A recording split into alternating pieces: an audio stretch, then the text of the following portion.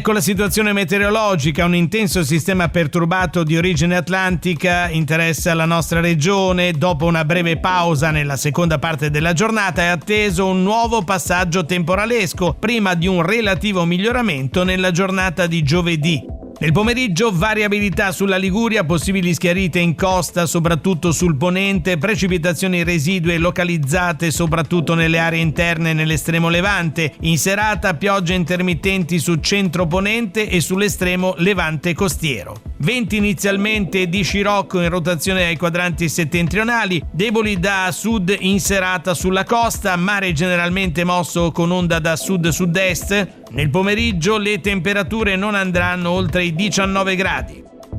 Per domani, mercoledì 6 maggio, i previsori della Limete si attendono una giornata instabile, in particolare su centro-levante, temporali anche intensi e pioggia a carattere di nubifragio, seppur localizzate su porzioni ristrette di territorio, pioggia intermittente a carattere di rovescio nelle aree interne fino alla sera, ampie schiarite invece sulle coste imperiesi.